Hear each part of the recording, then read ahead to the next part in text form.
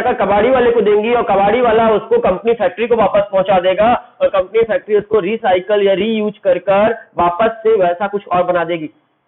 आपको बता देते हैं कि न्यूज़पेपर देखा है आपने, न्यूज़पेपर इतना सारा सबके घरों में आता है सुबह सुबह। एक सिटी में न्यूज़पेपर देखना कितना आता है पर डे, इतना न्यूज़पेपर पूरे इंडिया में कितना जाता होगा एक बार इमेजिन कर लो, कितना सारा न्यूज़पेपर छपता है पर डे, एक सिटी के लिए इतना छपता है। तो अगर ये सारा न्यूज़पेपर, कागज किससे बनता है सबको पता है, प्लांट से बनता है।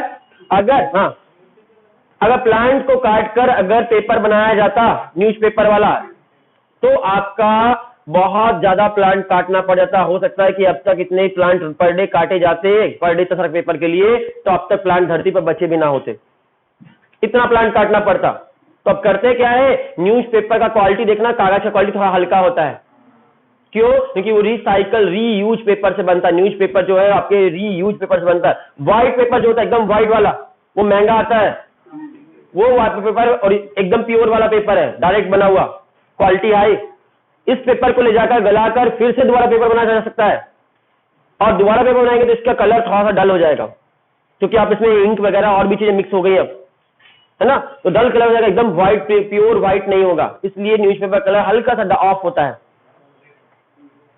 तो न्यूज़पेपर वगैरह में जो पेपर है यूज होता है वो रीयूज्ड पेपर होता है, रिसाइकल रीयूज। तो इसीलिए आपने देखा हो कबाड़ी वाला क्या क्या खरीदता है, देखो जो भी चीजें खरीदता है कबाड़ी वाला वो सारी चीजें रीयूजेबल है, आपको छांटने की जरूरत नहीं, आपको याद करने की जरूरत नहीं है। बस कबाड़ी वाला को एक बार ध्यान से देख लेना क्या क्या खरीदता है, पूछ लेना सुबह सुबह। लोहा खरीदता है, प्लास्टिक खरीदता है, पेपर्स खरीदता है, पूछ लेना जो जो चीजें खरीदता है वो सारी चीजें रीयूजेबल है।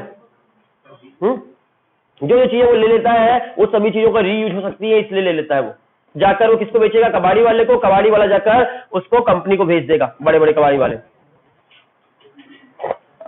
तो हमको कचरा थोड़ा कम हो गया मेरा रिसाइकिल रीयूज करने से, जो बहुत ज्यादा कचरा होने वाला था वो थोड़ा कम होगा। दूसरा, अब उस कचरे को आप पहले तो नगर निगम करती थी ये काम कि दो पार्ट में सेग्रीगेट करती थी, आपके बायोडिग्रेडेबल और नॉन बायोडिग्रेडेबल पार्टिकल्स को अलग अलग करती थी, जिससे बहुत टाइम और बहुत एनर्जी वेस्ट होती थी।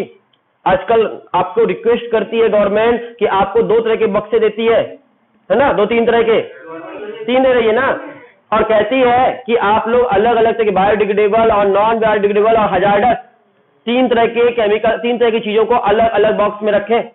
डस्टबिन अपने घर में 3-3 रखें। आप एक में बायोडिग्रेडेबल मतलब सब्जी फल के छिलके जो आसानी से डिग्रेड हो जाते हैं, एक को इसको डालें, गीला कचरा कहते हैं इसको। एक में आप ऐसी चीजों को रखें जो बायोडिग्रेडेबल नहीं है, जैसे लोहा वगैरह, ये सब कुछ जो भी चीजें डिग्रेड नहीं हो सकती है, प्लास्टिक वगैरह, उनको उसमें डालें नॉन बायोडिग्रेडेबल में। और तीसरी कैटेगरी बोलती है कि आपके हजार्डस चीजें जो भी है जिनसे हार्म हो सकता है, केमिकल्स वगैरह हैं, आपके कोई भी माइक्रो ऑर्गेनिज्म में कोई खतरनाक चीजें हैं उसमें, उसको उसमें रखें, जिससे आपको किसी को प्रॉब्लम हो सकता है। आपको पता है, आपको नहीं पता होगा बता देते हैं। हाँ, घर से निकलने वाले कचरे में, आपके सीवेज वेस्ट में और घर से निकलने वाले कचरे में आपके ह्यूमन द्वारा यूज किए जाने वाला एंटी फर्टिलिटी ड्रग्स बहुत तरह की मिलती हैं, बहुत तरह की मेडिसिन मिलती है, बहुत सारे केमिकल्स ऐसे निकल कर जाते हैं सीवेज वाटर में, वेस्ट वाटर ट्रीटमेंट में, जो एंटी फर्टिलिटी होते हैं, मतलब बच्चे पैदा ना करने दें। ह्यूमन यूज करते हैं बहुत सारी मेडिसिन, बहुत सारी चीजें यूज करते हैं जिसकी वजह से बच्चे पैदा ना हो। ठीक है, बच्चे पैदा ना हो, वो सारे केमिकल जो यूज करते हैं, वो सारे केमिकल बाथरूम के पानी के साथ आपके बह जाते हैं, नाली में चले जाते हैं, और नाली में जाते हैं, नाली से नदियों में जाते हैं, और नदियों में जाकर वो केमिकल आपके एक्वेटिक एनिमल्स के फर्टिलिटी को रोक देते हैं।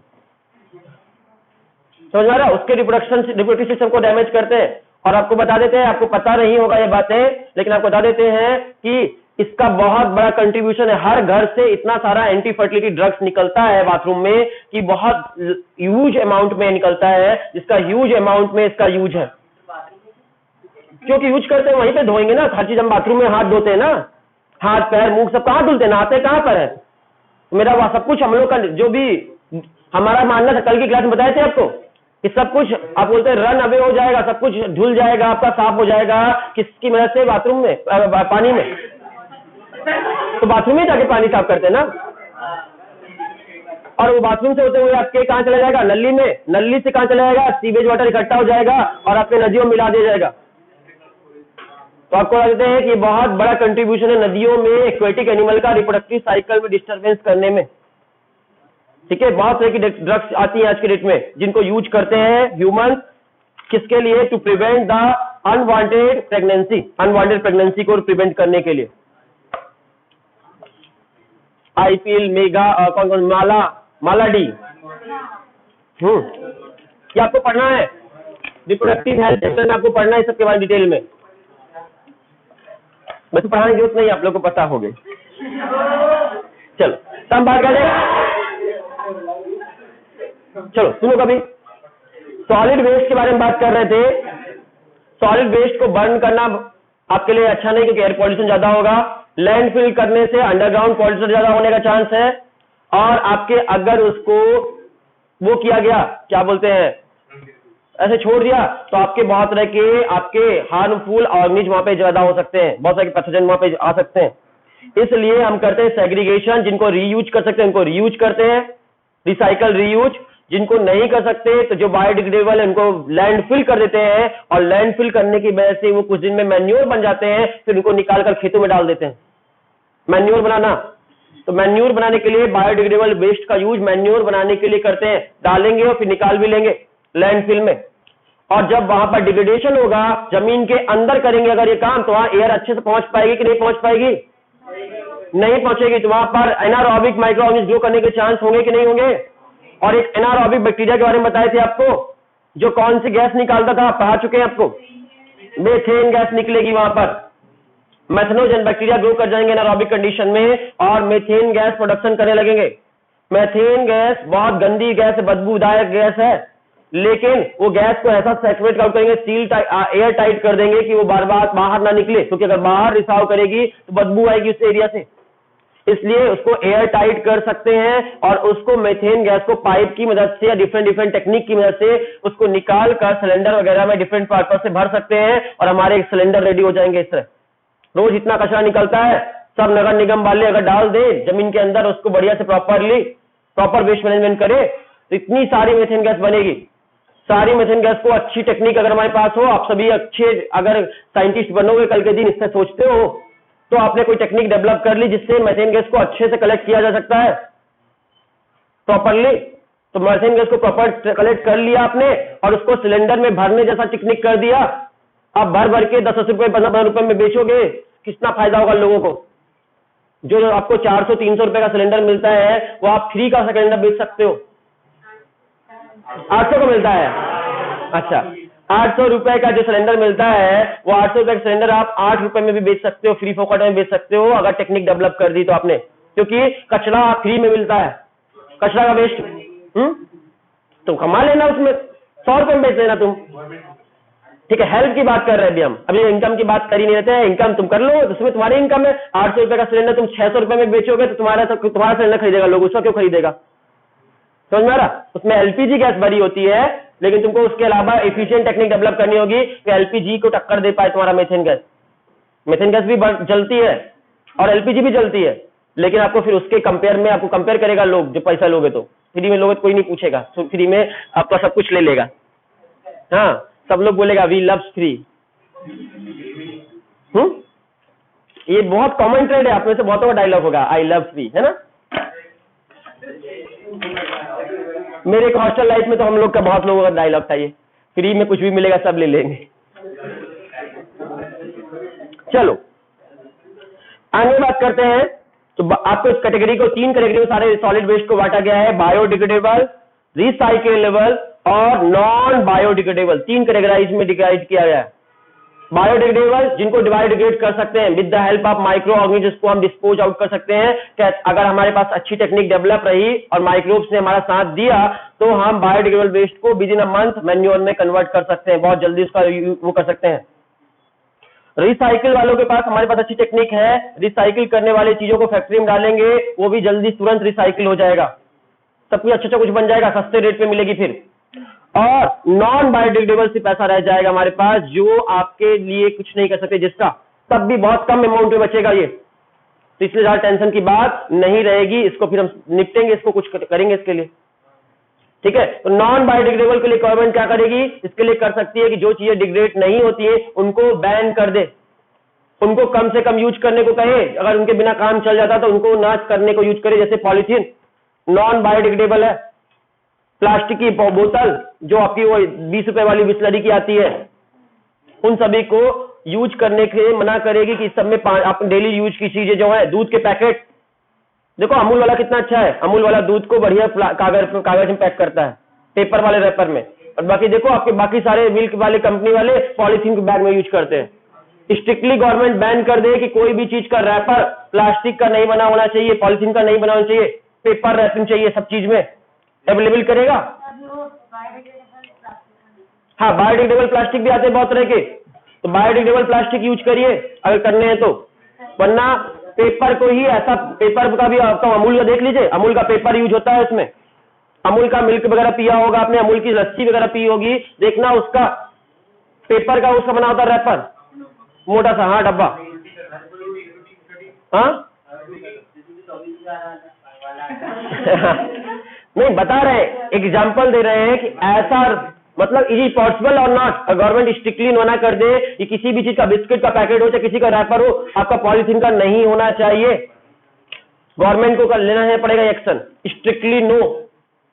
आपको पॉलीथीन को नो कर रही है, आप पॉलीथीन बहुत कम जगह मिलता है कैरी बैग, लेकिन गवर्नमेंट थोड़ा स्ट्रिक्ट एक्शन ले ले, इससे ढीला ढाला वाला एक्शन नहीं, स्ट्रिक्ट ले ले, सारी कंपनी को ही ऑर्डर दे दे कि कोई भी कंपनी का रैपिंग जो होती है उसकी जो कवरिंग है वो आपका पॉलीथीन की नहीं होगी, नॉन बायोडिग्रेडेबल चीजों की नहीं होगी, बायोडिग्रेडेबल या रिसाइक्लेबल चीजों को ही यूज करना है।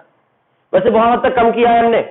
आपको याद करो डिस्पोजल चाय पीने वाला, कुछ दिन पहले तक देखना हम लोगों को अपना बचपन का डिस्पोजल याद करो, वो प्लास्टिक का आया करता था। आजकल प्लास्टिक का डिस्पोजल बहुत कम देखने मिलता है, डिस्पोजल आजकल पेपर वाला आने लगा है। यहाँ पे देख लेना, इसमें पेपर वाला यूज करते हैं हम लोग, तो वो लगभग बंद हो गया है। तो गवर्नमेंट थोड़ा स्ट्रिक्ट हो जाएगी अगर, तो हम लोग बहुत हद तक आगे बढ़ जाएंगे पेपर का। तो आपको क्या बोला, नॉन बायोडिग्रेडेबल चीजों को बंद कर देंगे, बायोडिग्रेडेबल चीजों से मैन्योर बना लेंगे और रिसाइकल वाली चीजों को रिसाइकलिंग कर लेंगे। इसे 3 पार्ट में छांट कर अगर हम सेग्रीगेशन करते हैं तो बहुत आसानी से होगा। इस काम में हमारा कबाड़ी वाला, रैक पेकर मतलब वही जो सुबह सुबह घूमते हैं बच्चे, वो आ गए बोरी लेकर, ये बहुत अच्छी जॉब करते हैं, ग्रेट जॉब करते हैं। इनकी जॉब के लिए हम इनको अप्रिशिएट करते हैं कि रिसाइक्लेबल चीजों को कलेक्ट कर ले जाते हैं, और बायोडिग्रेडेबल चीजों को हम पिट में डाल देंगे। अगली बात करते हैं, रेडीमेड पैकेट जो आते हैं गुड क्वालिटी की चीजों के, बिस्किट वगैरह का पैकेट, उसको प्रोटेक्टिव लेयर उसका चेंज कर प्लास्टिक से हटाकर पेपर का कर दे, पैकिंग मटेरियल चेंज कर दे।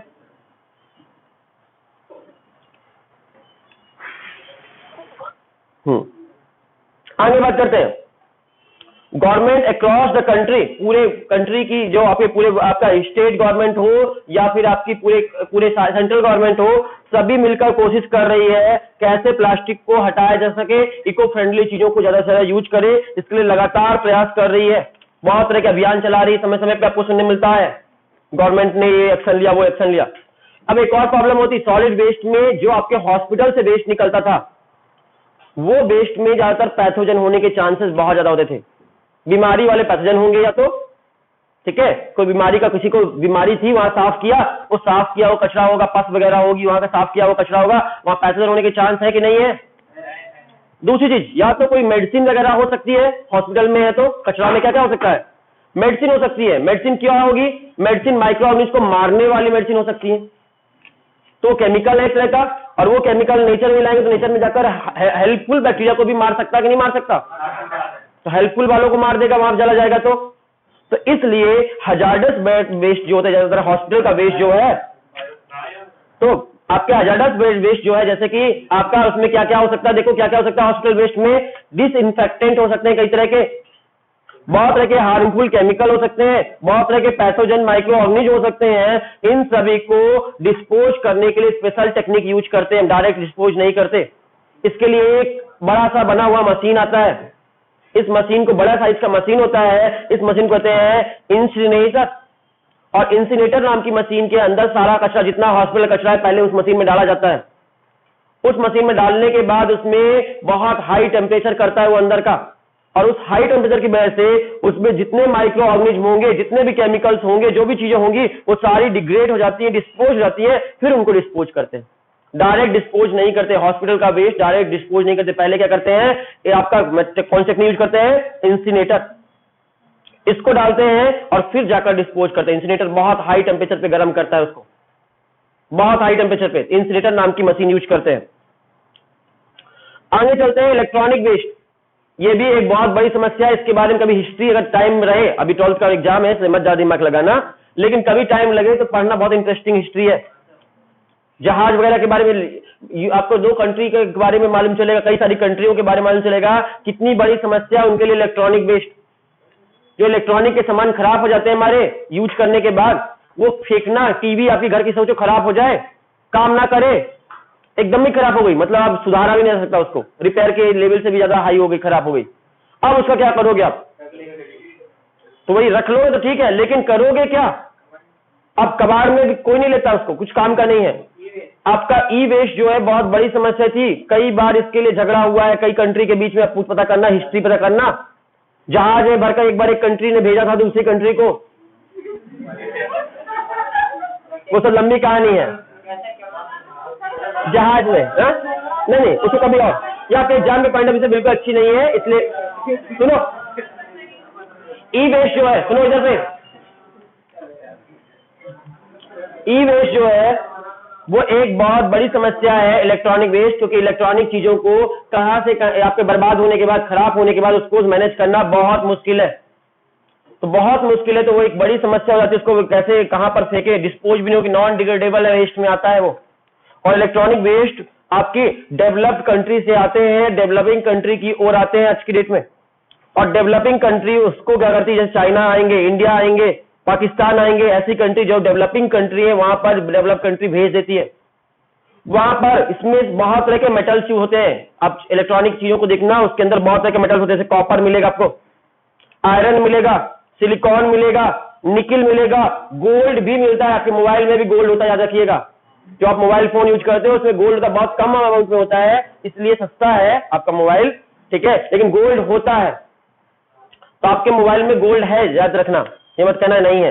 तो वो करती क्या है, डेवलपिंग कंट्री करती क्या है आज की डेट में, पहले तो झगड़ा करती थी एक दूसरे को कि हम नहीं रखेंगे, तुम ले जाओ, तो तुम ले जाओ, लेकिन आज की डेट में करने क्या लगी है, ये इन सभी मेटल को वहां से निकाल लेती हैं, ठीक है, और इनको निकाल लेती हैं, इनको रीयूज कर लेती है, रिकवर कर लेती है, गोल्ड मिल जाएगा। सोचो अच्छा चीज है ना। आपको पता है एक का सिक्का किसी को याद है, बड़ा वाला, अब बचपन का सीन याद करो, आज की डेट में एक का सिक्का हमको नहीं लगता कहीं दिखता होगा आप लोग को,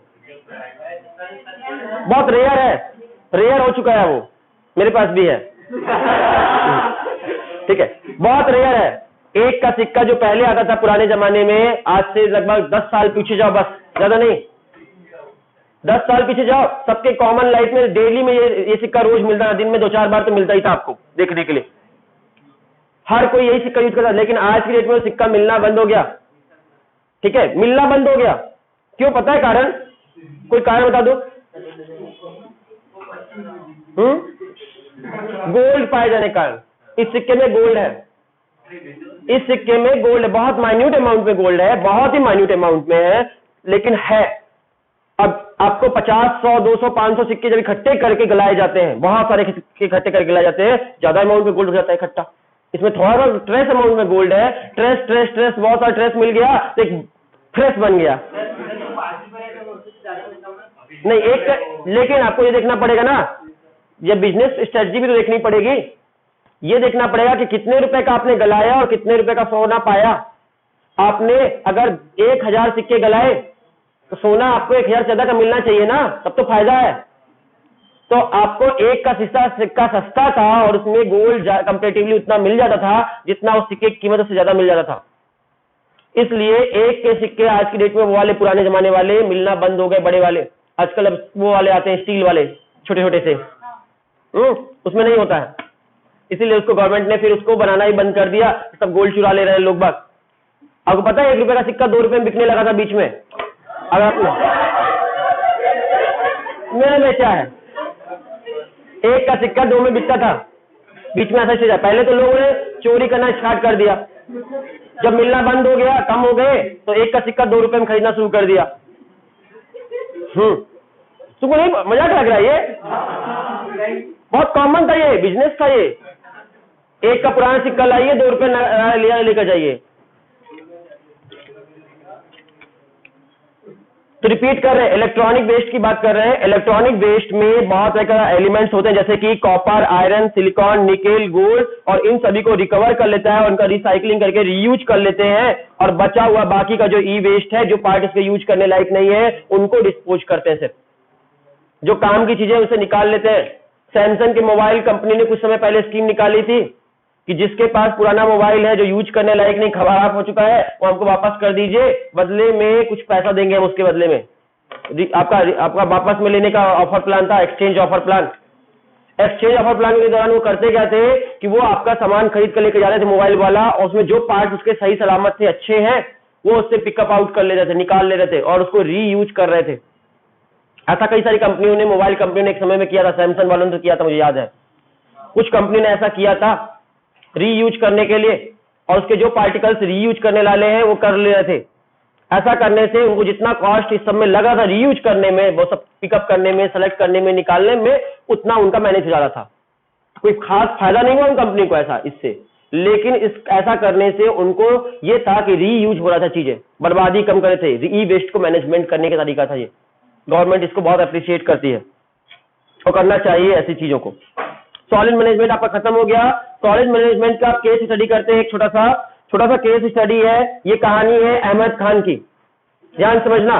अहमद खान बहुत ही अच्छा इंसान था, उसको तारीफ करने लायक है उसकी। करेंगे भी हम लोग तारीफ, मिल के करेंगे। सुनेंगे? अभी सुनो, पहले सुन तो लो क्या क्या उसने, तब तारीफ करना ना। बैंगलोर का रहने वाला था वो, बैंगलोर का रहने वाला था। उसकी दुकान थी, प्लास्टिक की दुकान थी, प्लास्टिक की चीजों को रीयूज करने वाला, प्लास्टिक की चीजों को कलेक्ट करना, ये सब करना, बोरियां वोरियां बनाना, ये सब उसके काम थे। एक बार उसके दिमाग में एक आइडिया आया, अहमद खान के दिमाग में।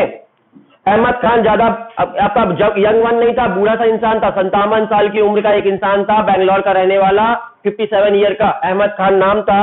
और उस इंसान ने प्लास्टिक से रिलेटेड काम कर रहा था वो। उसके दिमाग में एक आइडिया आया और उसने क्या कर दिया, प्लास्टिक को रीयूज करके, और उसने क्या कर दिया कि उसने प्लास्टिक को यूज किया और एक पाउडर बना दिया। उस पाउडर का नाम रखा पॉली ब्लेंड नाम का एक पाउडर बनाया। ये कैसा पाउडर है? फाइन पाउडर है, रिसाइकल्ड है, मॉडिफाइड प्लास्टिक है। प्लास्टिक को मॉडिफाई करके, रिसाइकिल करके, जो प्लास्टिक हम फेंक देते हैं, पॉलीथीन वगैरह, जो जिस प्लास्टिक को यूज नहीं कर सकते थे, हम कुछ नहीं कर पाए थे, वो प्लास्टिक जो रीयूजेबल नहीं थी, उस प्लास्टिक से पाउडर बनाया उन्होंने। पाउडर का नाम था पॉली ब्लेंड नाम का पाउडर बनाया। ये फाइन पाउडर होता है, रिसाइकलिंग से बनता है। किसकी रिसाइकलिंग से? मॉडिफाइड प्लास्टिक से। और ये